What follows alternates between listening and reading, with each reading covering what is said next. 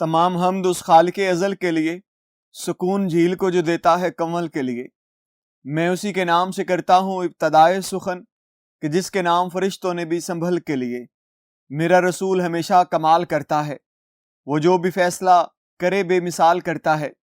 میرے رسول کو شمس و قمر سے مت پہچان، کہ ایسے کام تو اس کا بلال کرتا ہے۔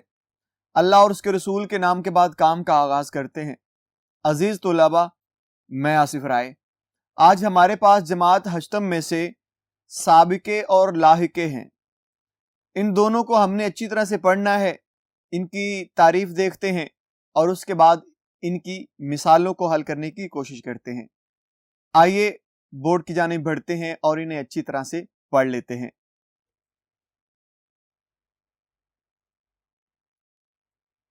جی پیارے بچوں، آج ہمارے پاس جماعت ہشتم میں سے سابقے اور لاحقے ہیں۔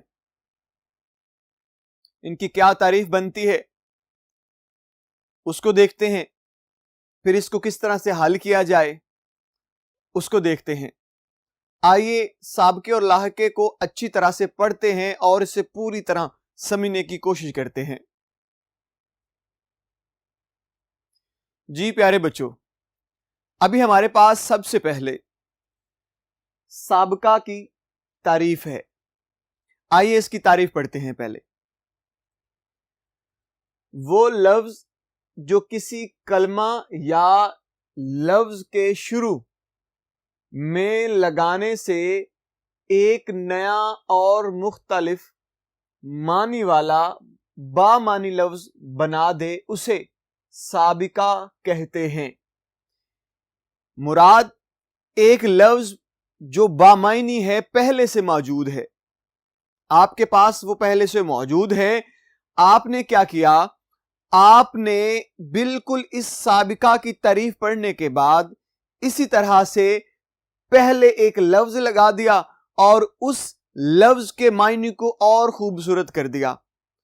پہلے بھی لفظ بامعنی تھا، جب آپ نے اس سے پہلے ایک لفظ لگا دیا یا حرف لگا دیا تو اس لفظ کے معنی میں رد و بدل آ جاتا ہے، یا تو وہ وہی معنی رکھتا ہے لیکن اس میں اور بہتری آ جاتی ہے، یا ایسے ہے کہ اس کے معنی بالکل یکسر بدل جاتے ہیں۔ تو ہم نے ان سابقہ کو اسی طرح سے پڑھنا ہے، کسی لفظ سے پہلے لفظ لگانا ہے اور اس لفظ کو ایک نئے معنی میں بدل دینا ہے۔ میرے پاس کچھ مثالیں ہیں، ان مثالوں کو پڑھ لیتے ہیں۔ سب سے پہلے میرے پاس لفظ ہے بے۔ اس بے کو میں نے لگایا حیا کے ساتھ۔ لفظ حیا بامعنی لفظ ہے، اس کا اپنا بھی مطلب ہے، لیکن جب میں نے اس سے آگے بے لگا دیا تو اب اس کا معنی بدل گیا ہے، الٹ ہو گیا ہے۔ پہلے حیا یہ تھا کہ اگر حیا کے معنی ہم لیتے ہیں تو مراد پردہ کرنا ہے، شرمانا ہے، حجاب ہے، لیکن جب آپ اس سے پہلے بے لگا دیتے ہیں تو اب لفظ بن جائے گا بے حیا۔ پہلے حیا تھا، اب بے حیا، یعنی حیا کے بغیر، جس کو حیا نہ ہو، جسے شرم نہ ہو، جسے حجاب نہ آتا ہو، تو اب دیکھیں معنی بالکل بدل گیا ہے۔ یہی کمال ہے آپ کے لفظ سابقے کا، جو آپ کسی بھی لفظ سے پہلے لگاتے ہیں اور اس کے معنی یکسر بدل کے رکھ دیتے ہیں۔ جیسے اسی طرح سے لفظ ہے بے بس۔ ایک لفظ ہم استعمال کرتے ہیں میرے بس میں ہے، ایک جملہ ہے میرے بس میں ہے، مراد میرے قبضہ قدرت میں ہے، میری برداشت میں ہے، میں بہت سے معاملات کو برداشت کر سکتا ہوں، یہ تو میرے بس میں ہے، خالی لفظ بس کا استعمال کیا ہے۔ لیکن اگر اس سے پہلے میں بے لگا رہا ہوں تو اب لفظ بن گیا ہے بے بس۔ پہلے بس میں تھا، اب بس میں نہیں ہے، پہلے میری قدرت میں تھا، اب میری قدرت میں نہیں ہے، اسے کہیں گے بے بس۔ اسی طرح سے اگر لفظ دیکھتے ہیں بے رحم، اگر رحم کی بات کریں اس کا مطلب ہے کسی دوسرے شخص پر یا کسی جاندار چیز پہ کرم کرنا، مہربانی کرنا، ترس کھا جانا، اسے کہتے ہیں رحم یا رحم کرنا۔ لیکن میں نے کیا کیا؟ میں نے کیونکہ سابقہ بنانا تھا تو میں نے اس سے پہلے بے لگا دیا، اب بن گیا ہے لفظ بے رحم۔ پہلے رحم ہو رہا تھا، کرم مہربانی ہو رہی تھی، اب مہربانی نہیں ہو رہی. مراد لفظ بالکل بدل گیا ہے، اب الٹ ہو گیا ہے. پہلے رحم تھا، اب وہ بے رحم ہو گیا ہے. مراد اب وہ رحم نہیں کرتا. اسی طرح سے اگر میں مثال دیکھوں بد کی، لفظ میرے پاس ہے بد. بد کہتے ہیں برے کو. اب میں اس سابقے کو لگانا چاہتا ہوں صورت کے سامنے. میں نے لگایا یہاں پہ. اب غور کیجئے گا، یہ لفظ میرے پاس سابقہ ہے، یہ صورت جو ہے یہ پہلے موجود تھا. میں نے صورت سے پہلے بد لگا دیا، اب لفظ بن گیا ہے بد صورت. پہلے خالی صورت تھا، اچھی بھلی جیسی بھی تھی، یہ درجہ بندی نہیں تھی کہ آپ اس کو اچھی کہیں یا بری کہیں. اب کیا کر دیا ہے، اب لفظ خاص بنا دیا ہے بد صورت. ایسی شکل و شباہت جو پسند نہ آئے، جو بری ہو، جس سے اکتاہٹ ہو، اسے کہتے ہیں بد صورت. یا لفظ بد شکل ہو سکتا ہے، بد کردار ہو سکتا ہے.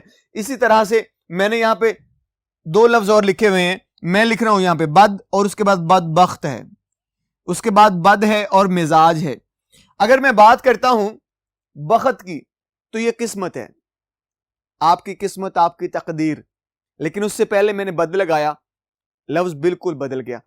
پہلے بخت تھا، اب بدبخت ہے، مراد بری قسمت والا ہو گیا ہے. اسی طرح سے بد مزاج ہے. مزاج کہتے ہیں آپ کی طبیعت کو، آپ کے حال احوال کو. اب مزاج تو ہو گئے حال احوال یا طبیعت. اب میں نے اس سے پہلے بد لگایا ہے. اب بد لگانے سے کیا ہو گیا ہے، بد لگانے سے برے مزاج والا ہو گیا ہے، بری طبیعت والا ہو گیا ہے. اب آپ کو سمجھ آ گئی ہوگی. ایک ہم اور کر لیتے ہیں، پاک. یہ میرے پاس ایک لفظ ہے پاک، جو سابقہ کے طور پہ میرے پاس موجود ہے. میں چاہتا ہوں دامن سے پہلے لگے، دل سے پہلے لگے اور زمین سے پہلے لگے، لہٰذا میں نے ان کو لکھ دیا. اب اگر آپ کے پاس یہ سابقہ موجود ہے اور میں نے یہ دامن رکھ لیا آپ کے سامنے، دامن کہتے ہیں جھولی کو. لیکن اگر آپ یہاں پہ معنی لیں تو دامن کا مطلب ہے آپ کا کردار.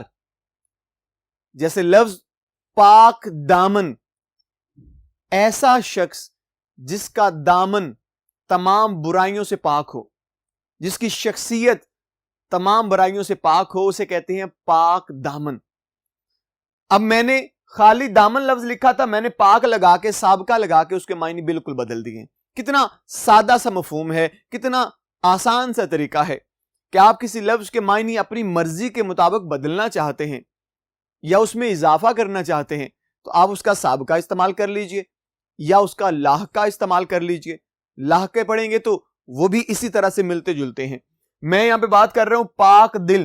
دل، خالی لفظ دل جو ہے آپ جانتے ہیں، ایک خون کا لوتھڑا جو آپ کے سینے میں دھڑک رہا ہے. خون کی جتنی بھی گردش ہے وہ اسی کے ذریعے سے ہے. لیکن میں نے اس سے پہلے پاک لگا دیا ہے. اب لفظ بن گیا ہے پاک دل. ایسا دل جو گناہوں سے پاک ہے، رحم دل ہے اور اس کے اندر محبت ہے لوگوں کے لیے، انسانوں کے لیے. اب وہ پاک دل ہو گیا ہے. لہذا آگے بڑھتے ہیں. پاک زمین. زمین ایک خطہ ہے، مٹی ہے، لیکن جب آپ اس کے ساتھ پاک لگا دیتے ہیں تو اب اس کی صفت بدل گئی ہے، اب اس کا کردار بدل گیا ہے، اب اس کا انداز بدل گیا ہے. پہلے زمین تھی، اس میں یہ چیز واضح نہیں تھی کہ وہ پاک ہے یا بری ہے یا پلید ہے یا نحس ہے. لیکن جب آپ نے اس سے پہلے سابقہ لگا دیا تو اب اس کے معنی خاص انداز میں ڈھل گئے ہیں، بدل نہیں سکتے. اب پاک زمین ہو گیا ہے، ایسی زمین جو پاک ہو، صاف ہو، ستھری ہو. جی پیارے بچوں، یہ تو تھا ہمارے پاس سابقہ، اس کی تعریف اور اس کی کچھ مثالیں تھی جو ہم نے اچھی طرح کر لی. آئیے اب ہم لاحقے کی تعریف اور اس کی مثالیں دیکھتے ہیں. جی بچوں دیکھیے گا، لاحقہ کی تعریف وہ لفظ جو کسی جملہ یا لفظ کے آخر میں لگانے سے ایک نیا اور مختلف معنی والا لفظ بنا دے، اسے لاحقہ کہتے ہیں. یعنی کہ ہم یہ دیکھ رہے تھے پہلے سابقہ میں کہ لفظ پہلے لگ رہا تھا، اب لاحقہ ہے تو لفظ بعد میں لگ رہا ہے، کہ ہمارے پاس ایک لفظ ہوگا، اس لفظ کے بعد میں ہم نے ایک حرف یا لفظ لگا دینا ہے، تو ہمارے پاس ایک نیا لفظ تخلیق ہو جائے گا۔ آئیے اس کی مثالیں دیکھتے ہیں۔ لفظ ہے میرے پاس اندوز، میرے پاس پہلے جو لفظ موجود تھا وہ تھا لطف، لطف موجود تھا، اس کے بعد میں نے اندوز لگا دیا۔ میرے پاس غم موجود تھا، میں نے اندوز لگا دیا۔ میرے پاس ذخیرہ موجود تھا، میں نے اندوز لگا دیا۔ اب ذرا غور کیجئے گا، پہلے خالی لطف تھا، اب لطف اندوز ہے، یعنی کہ بہت سا مزہ لینا، بہت سی تسکین حاصل کرنا، بہت لطف اٹھانا۔ اب اس کے معنی میں وسعت آ گئی ہے، اب اس کا معنی اور بڑھ گیا ہے۔ غم اندوز، اب غم کی بات کریں خالی کی، تو ایک غم ہر شخص کو لاحق ہے، کوئی پریشانی، کوئی تکلیف، کوئی درد، کوئی رنج، کوئی الم، یہ ساری کیا چیزیں ہیں؟ یہ غم ہی تو ہیں۔ لیکن جب غم اندوز لگا دیا جائے گا تو اس کا مطلب ہے بہت غم، غم زدہ، بہت سے غموں میں ڈوبا ہوا غم اندوز ہے۔ اسی طرح سے میں بات کروں ذخیرہ اندوز، تو ذخیرہ، اگر ذخیرہ کی معنی لوں تو اس کا مطلب ہے کچھ چیزوں کا کسی ایک گودام میں ایک جگہ پہ اکٹھا کر دینا، وافر مقدار میں، اسے کہتے ہیں ذخیرہ۔ لیکن جب میں اس کا لاحقہ لگاتا ہوں اندوز، تو لفظ اب بن جائے گا ذخیرہ اندوز، مراد بہت سارے سامان کو ایک جگہ اکٹھے کر دینا، یعنی بہت وافر مقدار میں چیزوں کو اکٹھا کر لینا، انہیں کہتے ہیں ذخیرہ اندوز۔ آپ نے لفظ سنا ہوا ہے ذخیرہ اندوزی، یعنی حد سے بڑھ کر بہت سی چیزوں کو اپنے پاس جمع کر لینا۔ اب دیکھیے گا ہمارے پاس لفظ ہے انگیز، میں نے لفظ پہلے دیکھا حیرت، اس کے بعد انگیز لگا دیا، میں نے دیکھا فرحت، انگیز لگا دیا، سحر، پھر انگیز لگا دیا۔ اب خالی حیرت، حیرت کہتے ہیں حیرانی کو، خالی لفظ اگر حیرت پڑھتے ہیں نا تو اس کا مطلب کیا ہے پیارے بچوں؟ صرف ایک حیرانی کی بات ہے بس۔ لیکن جب آپ اس کے بعد لاحقہ لگاتے ہیں تو اب لفظ کیا بنا؟ جی حیرت انگیز بن گیا، مراد بہت زیادہ گمنامی والا، بہت حیرانی والا، اتنی حیرانی کہ آپ حیرانی کے سمندر میں غرق ہو جائیں، حیرت انگیز، ڈوب جائیں آپ حیرت میں، اسے کہتے ہیں حیرت انگیز۔ اس کے بعد فرحت، اب خالی لفظ جو ہم پڑھ رہے تھے وہ فرحت ہے، اب خالی فرحت کا مطلب تو ہے سکون، راحت، چین، لیکن جب میں نے انگیز لگایا اس کے ساتھ، مراد میں نے کیا کیا؟ لاحقہ اس کے ساتھ لگا دیا، تو اب کیا بن گیا ہے لفظ؟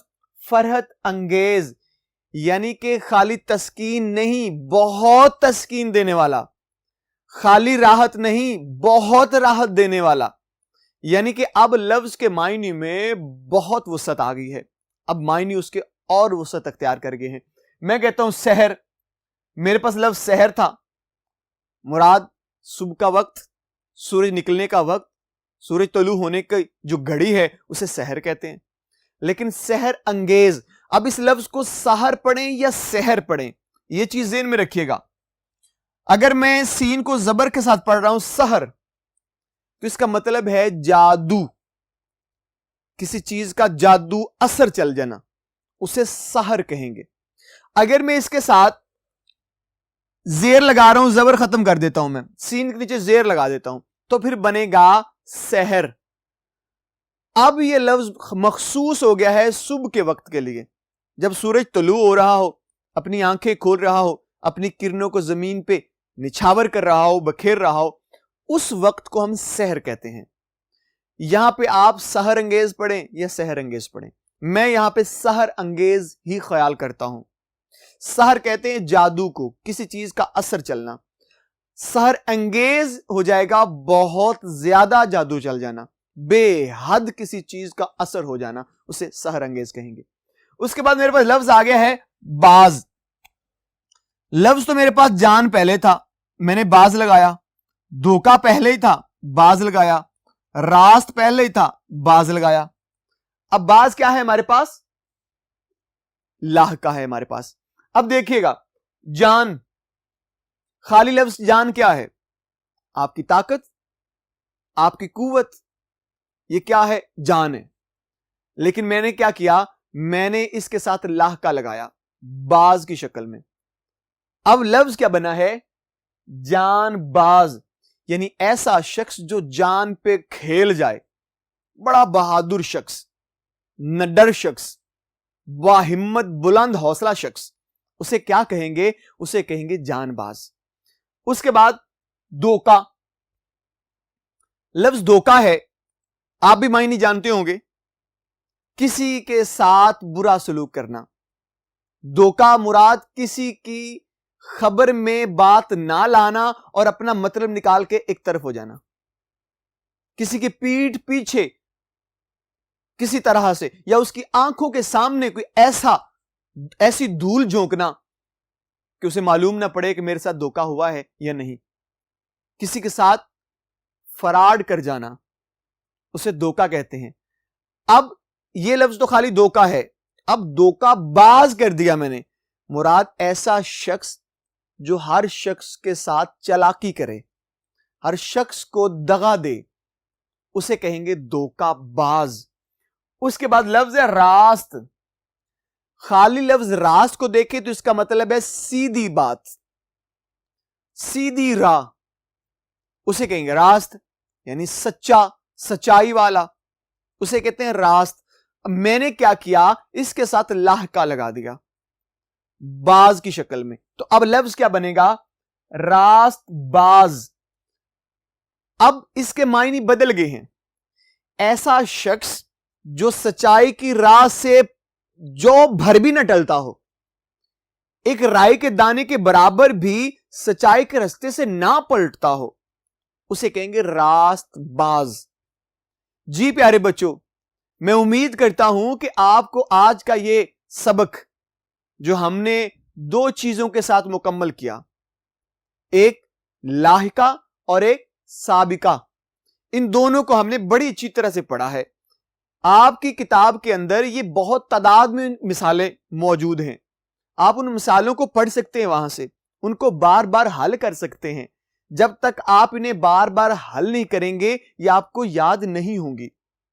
آپ سے صرف اتنی التماس اور گزارش ہے کہ پیارے بچوں ان کو بار بار سنیے اور بار بار پڑھیے تاکہ آپ کو اچھی طرح سے ازبر ہو سکیں. میں امید کرتا ہوں کہ آپ کو یہ لیکچر بڑی اچھی طرح سے ازبر ہوا ہوگا. انشاءاللہ اگلے لیکچر میں آپ سے پھر ملاقات ہوگی. تب تک کے لیے مجھے اجازت دیجیے گا. اللہ حافظ.